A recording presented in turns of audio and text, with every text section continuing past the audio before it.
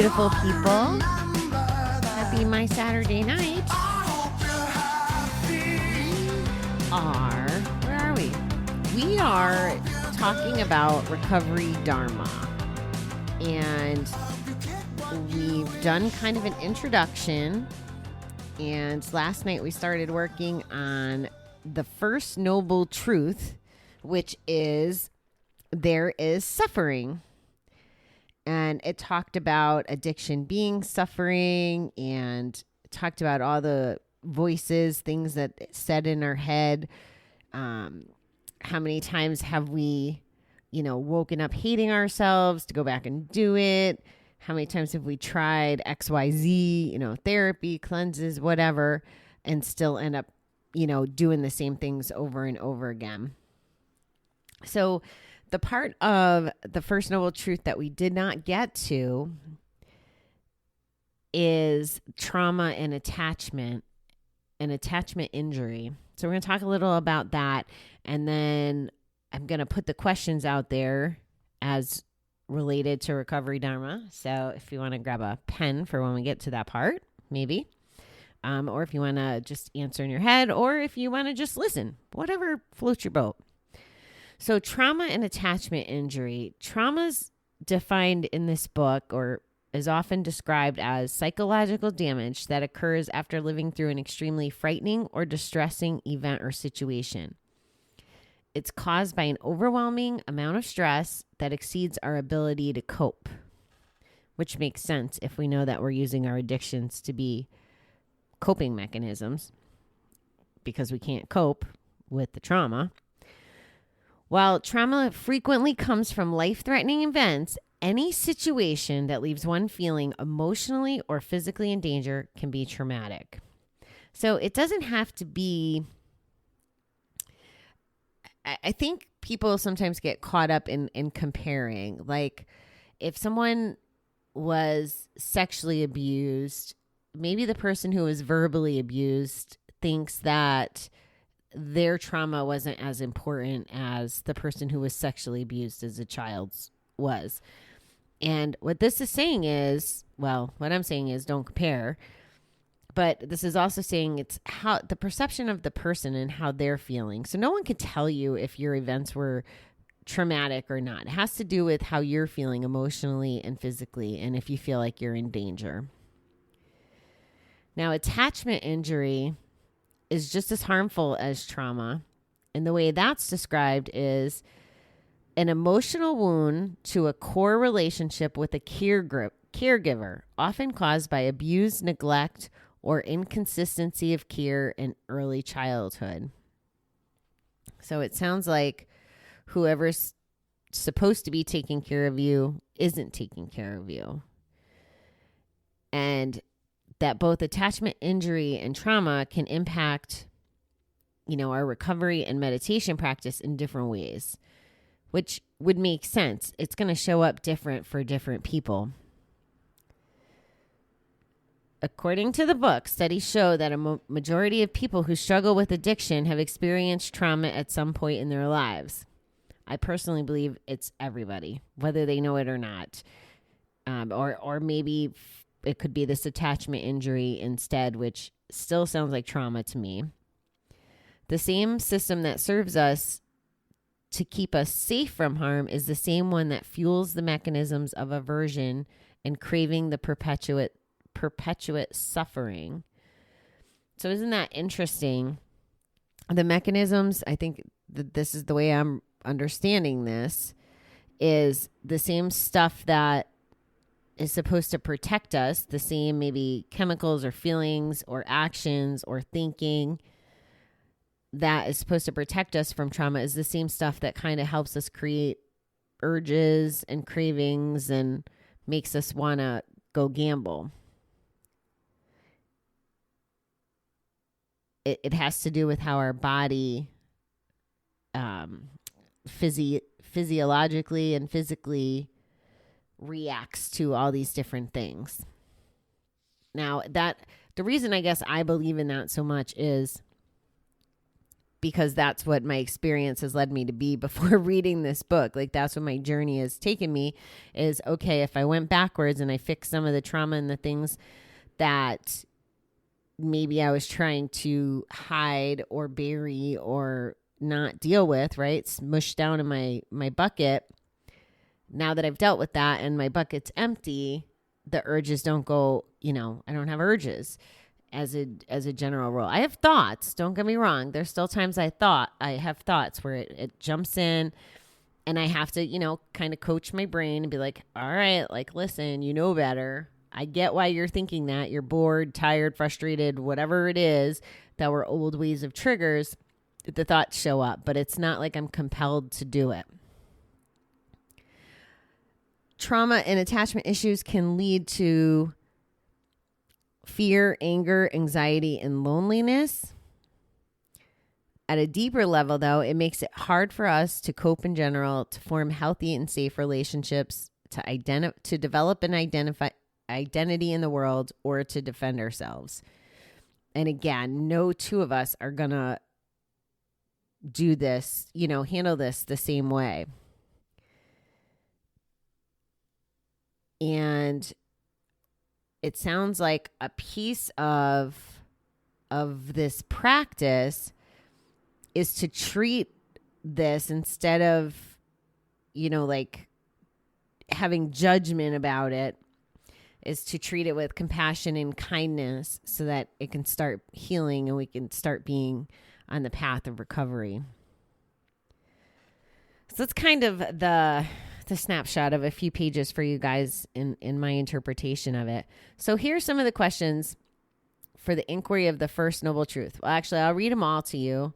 I may get chatty about them, but that wouldn't surprise you, I'm sure, if you've been here before. Okay. And I'm sure you're going to think that some of this, if you're familiar with the step work, you're going to see some correlation here because that was my first impression when I read it. So, begin by making a list of the behaviors and actions associated with your addictions that you may consider harmful. Without exaggerating or minimizing, think about the things you have done that have caused harm to yourself and others. So when you're doing this, obviously you need to be honest with yourself, and you don't have to necessarily do anything with this other than, what are some of these behaviors and actions? Aside from my marriage, which obviously I did harm by, taking the household money, lying, manipulating Dave to get to go, all the things that went with that. I felt that in general, I was doing the harm to myself more than anybody else. The lying especially, the hiding. There's definitely their share of behaviors. The next part is for each behavior listed, write how you have suffered because of that behavior and write how others have suffered because of that behavior. List any other costs or negative consequences you can think of, such as finances, health, relationships, sexual relations, or missed opportunities. So when I read this the first time, I did not write a list yet. This is just kind of experimental overview learning right now for me. But if I was to write a list and think about how I impacted the finances, I think that's the easiest one. The health, how I impacted mine and others. So the story that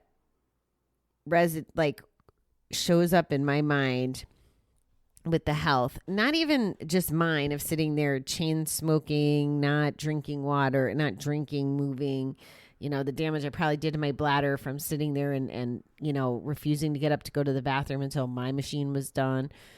But with health, there was nights that we'd be at the casino and my mother's a diabetic and I wouldn't want to stop to let her go get food, and she'd want to eat together. So in addition to my health, I was putting her health at risk, as well as when I was driving home, being just that freaking tired, and I probably shouldn't have been behind the wheel if we were up so long. With relationships and missed opportunities, I think that missing out on, I think I've shared with you that on the holidays, I would always, you could tell it's nighttime recording. Here I am yawning. I was always focused on getting to bet on the holidays. So I would hurry them up and go to the casino those nights. They were open 24/7. So missed opportunities could be the family time, the relationships, the connection, all the things that come with, spending the holidays with your family. And not just the holidays. Anytime that I was choosing gambling over people in my life that I loved and should have valued more in that relation is a missed opportunity. Never mind the missed opportunities we don't even really know we have. Like I talk about travel all the time. I wouldn't be traveling if I was still gambling, and those wherever I could have went were missed opportunities. My family went on an Alaskan cruise years ago, and I was still gambling, so I couldn't afford it, but I could afford to gamble. So that was definitely a missed opportunity. Did you notice any patterns when writing this out? What are they?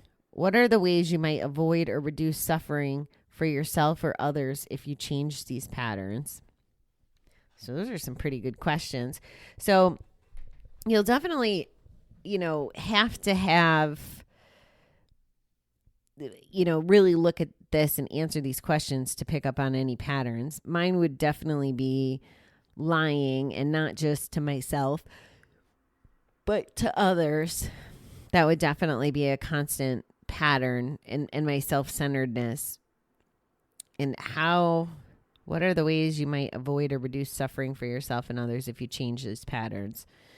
So I could show up. I could be present. I could, show love.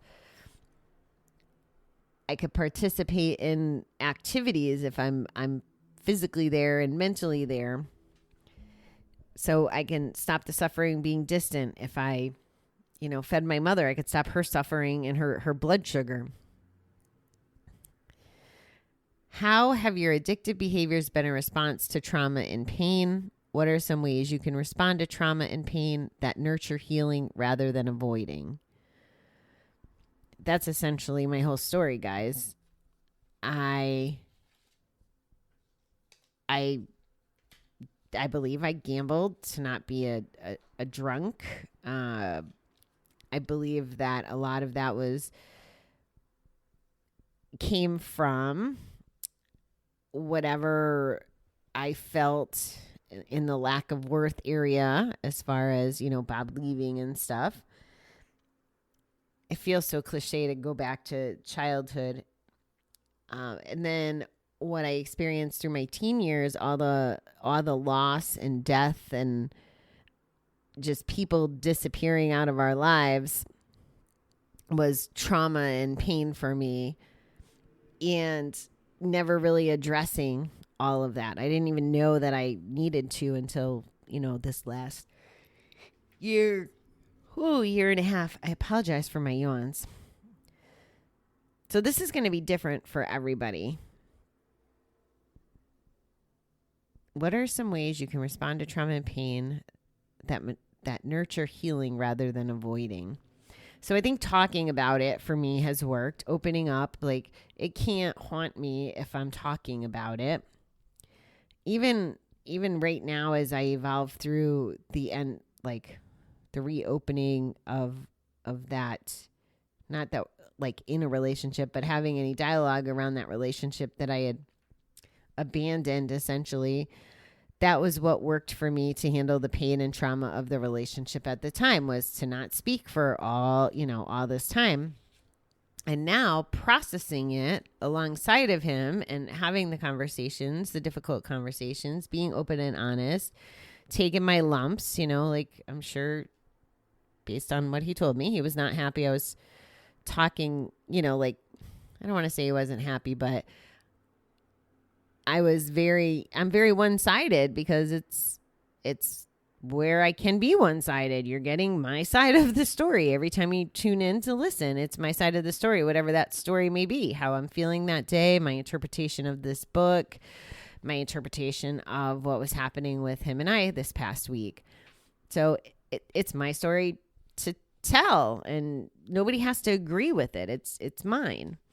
But I'm not looking to be hurtful at all. So going through the process and picking up the phone and actually talking through some of that stuff has been one of the ways that I've dealt with getting over all the bad stuff that happened last year. So that's how it works for me. I don't want to dig too deep. Tomorrow we are going to go into the second noble truth, the cause of suffering. So that should be interesting. So we'll chat about that tomorrow. Before I go, I do want to give a shout out to my GA peeps and my Center for Problem Gambling. I was really surprised. I went to that picnic today, and Chuck did a fabulous job setting it up. You guys met Chuck. He was the coordinator in the state park where we normally have it. Because of COVID, we couldn't have it. So we were actually in the back of a church's parking lot today. But the turnout was nice. There had to be 20, 25 people. The sun was shining, and we thanked Oscar for that. The food was good. The company was good. The meeting was good. It was just a really nice day. And even everybody from the center that could come, including the director, Bill was there, and Brenda and Sherry. So Sherry's a recovery coach and Brenda's a counselor. Brenda's my counselor, as well as, she helps other people, but I was super excited. I was actually like a little weird. She showed up in the middle of the GA meeting and I was like, are you lost? Is what I kept thinking in my head. I didn't realize they were going to be there. So that was a nice treat.